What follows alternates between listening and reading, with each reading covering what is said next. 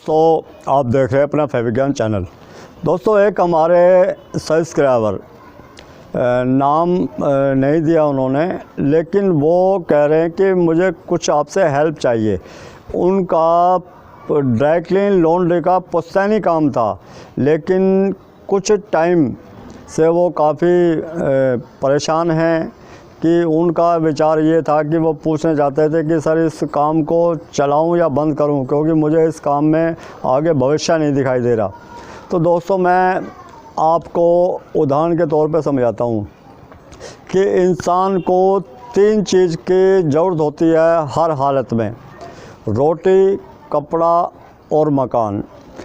अब जो मकान जिसमें हम रहते हैं वो मकान कैसा है, टूटा है, फूटा है, कोठी है, बंगला है, झोंपड़ी है, कुछ भी है, मकान का मतलब होता है जहाँ पे हम थक हार के पूरे दिन मेहनत करने के बाद में जाके सुकून की नींद सोते हैं और सारे दुख दर्द भूल के एक कहते हैं कि अपने आप को सहज महसूस करते हैं, उसको कहते हैं मकान। जहाँ हमारा परिवार, हमारे संस्कार, हमारे कि वहाँ पे जो बड़े से बड़े 5 स्टार होटल में जो हमें चैन शांति नहीं मिलती, वो हमारे उस घर में आके मिलती है। तो वो तो हो गया घर। उस घर को कितने लोग जानते हैं? आप जानते हो और आपके अड़ोसी पड़ोसी जानते होंगे।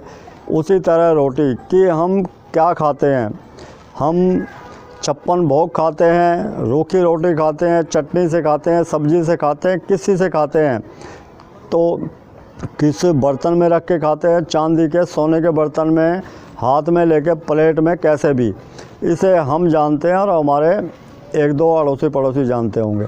लेकिन जो हम कपड़ा पहनते हैं, उस कपड़े को पहन के बाहर निकलेंगे तो कपड़े का जो ये तीनों चीज़, मकान की रिक्वायरमेंट कम होती है क्योंकि इसकी कीमत बहुत ज़्यादा है, फिर भी ज़रूरत सबको है, नया बनाना, उसको रिपेयर करना। उसी तरह खाने की है कि जैसे सुबह नींद से उठते सबसे पहले हमें खाना चाहिए, चाय, नाश्ता, खाना।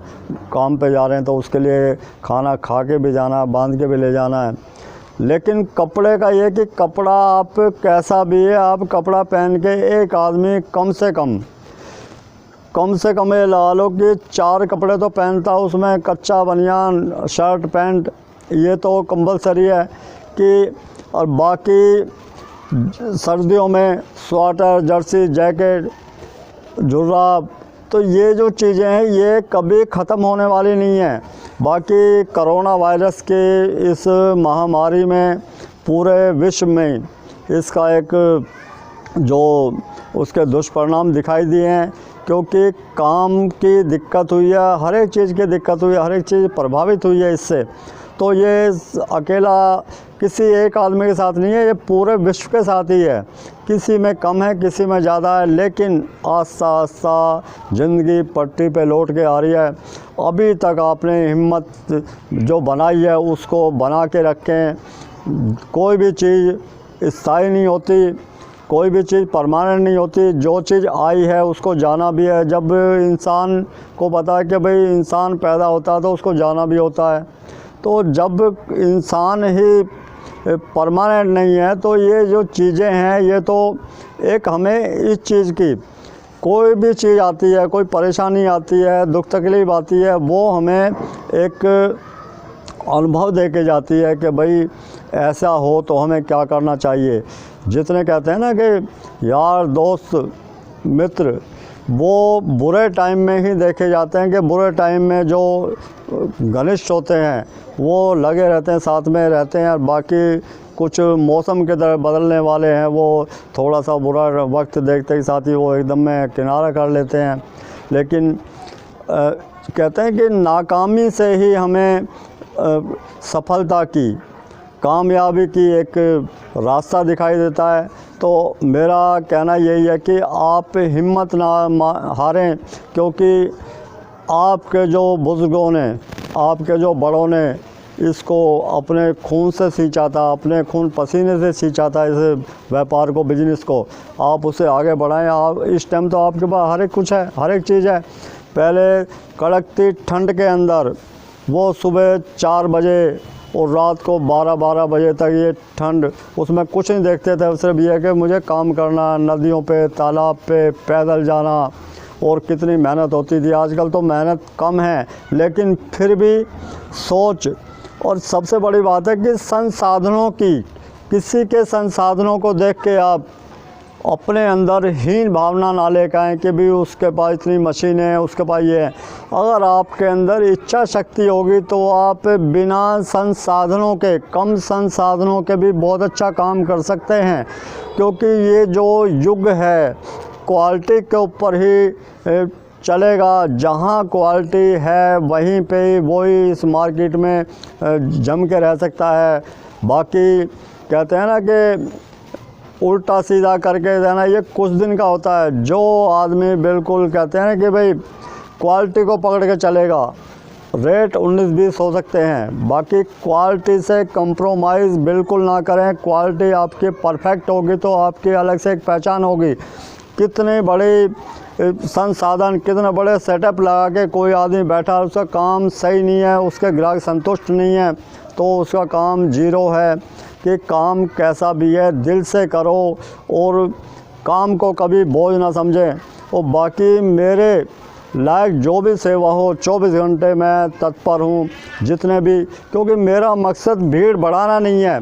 मेरा मकसद ये नहीं है कि भाई ज़्यादा से ज़्यादा लोग जुड़ें। मेरा मतलब ये है कि जो लोग, जिनको हकीकत में इस चीज़ की, इस ज्ञान की, इस जो व्यापार है, जो हमारा डीसी का, ड्राई क्लीन का, लॉन्ड्री का या कपड़े के विषय में जिसको भी आवश्यकता है, उनके लिए ही है।